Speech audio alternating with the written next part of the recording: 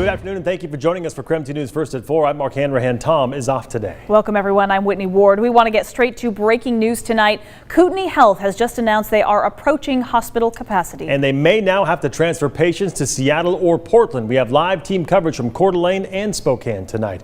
Well, a day after Panhandle Health reported the largest single-day spike in COVID cases, Kootenai Health, again, the region's largest hospital, says it's now at 99% capacity. As KREM 2's Taylor Vito reports tonight, the hospital may actually have to transfer patients to other hospitals if and when they run out of room. He's joining us now live. Taylor?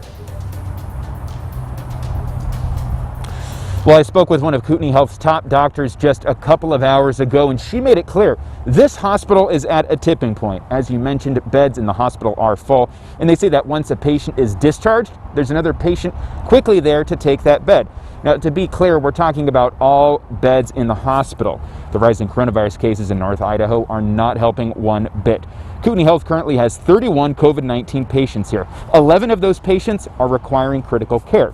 Now, since the hospital doesn't have space, they're considering transferring some patients to hospitals in Seattle or Portland, but Kootenai Health has noted that space there is limited as well. The hospital has said this is just simply an unprecedented situation.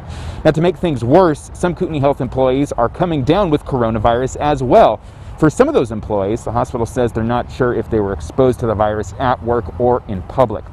Now, regarding coronavirus tests, Kootenai Health says they're seeing the highest positivity rate since the pandemic first started.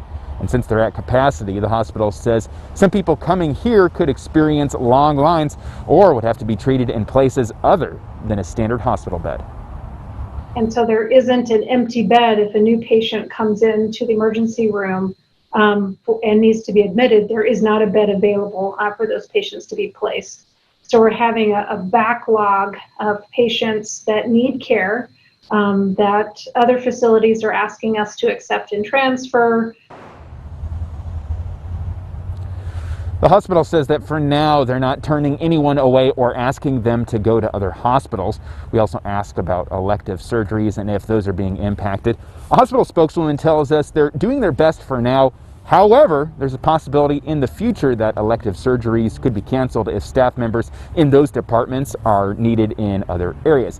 Now, I asked the same doctor what can be done regarding the virus at this point, and she said the hospital is essentially issuing a public plea. They ask that everyone just be careful regarding coronavirus, and they say, as they have been saying this whole time, if you're sick, please stay home. Reporting live in Coeur d'Alene, Taylor Vito, KREM 2 News.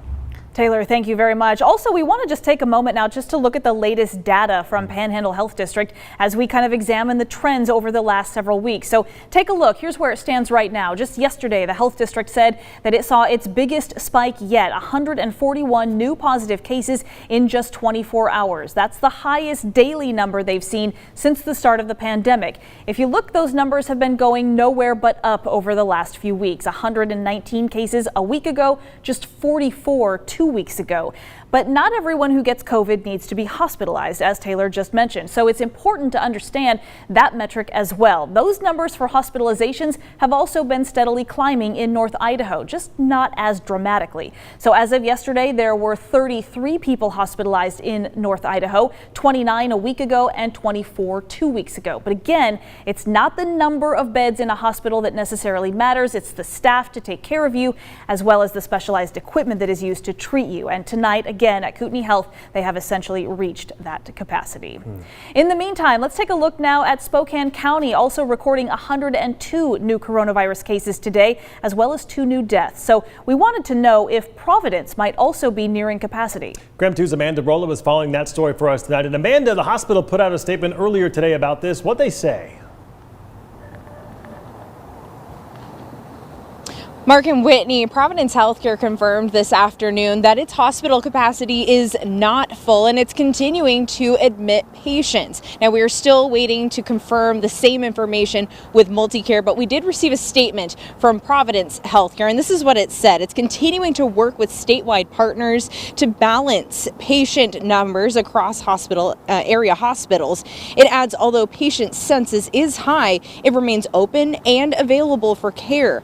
Now, Providence spokesperson Jennifer Semenza told me she does not know why Kootenai Health would say Spokane hospitals cannot accept any more patients, even though Providence says it is.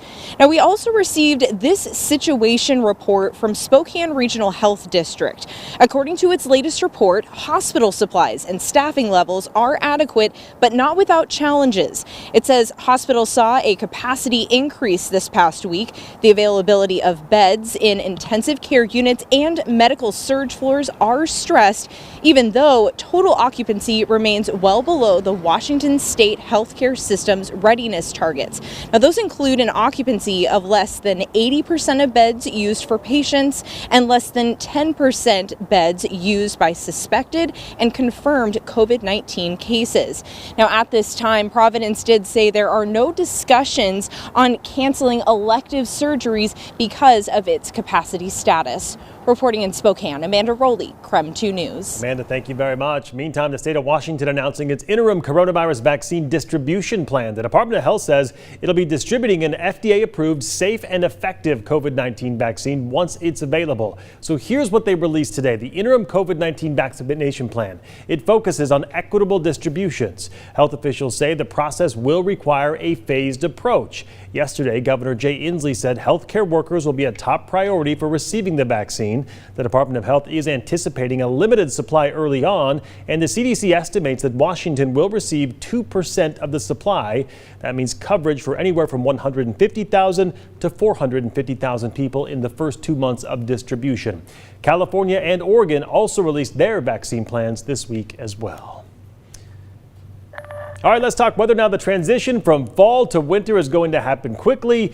Meteorologist Thomas Patrick joining us here in the studio. Thomas, we've been talking about tracking snow all week, maybe on Friday, and it looks like we're going to get perhaps even more snow than first thought. Yeah, as we got closer to this event, starting to get a better idea of how much snow is in the works. That's why at the beginning of the week, it was always too early to tell. But now we've got a pretty good idea, and we wanted to start with this. The National Weather Service now issuing a winter storm watch for Spokane, Coeur d'Alene, and pretty much the entirety of northern Washington and most of North Idaho. 3 to 6 is going to be the common range that you're going to hear in terms of snowfall totals. Most of this falling throughout the day, or at least the PM hours on Friday. Our forecast has been incredibly consistent with this weather system coming in. Our latest forecast models still pretty much exactly the same, blanketing most of the inland northwest with widespread snowfall, including valleys. That's going to be to the levels of significant, especially with it being the first snowfall of the year. So make sure that you are prepared for that, both physically and mentally. As for today, there were some snow showers across the Idaho mountains, but some rain showers and even a little bit of convection, a little bit of lightning here or there, especially in North Idaho. That has been on the radar today, but not cold enough to snow in the valleys yet, but that Arctic air is set up to our north and east. That cold front moves through tomorrow. That sets the stage for the snowfall on Friday. So coming up, I'm going to time out that weather system and give you city by city forecast snowfall totals. You're going to want to stick around for that part of the forecast in just a few minutes. Oh my goodness. My kids are going to make me take them sledding, it turns out, on Saturday morning. Thomas, thank you. Well, today is the last day Spokane Valley small businesses and nonprofits can apply for CARES Act funding. This is the city's second round of grants. The deadline is 5 p.m. Spokane Valley received $1.45 million. This is in addition to the $2.9 million the city received earlier this year. Now, grants will be awarded in a lottery format. They will be distributed by the end of the month. So to apply and for more information, just text the word CARES to 509-448-2000.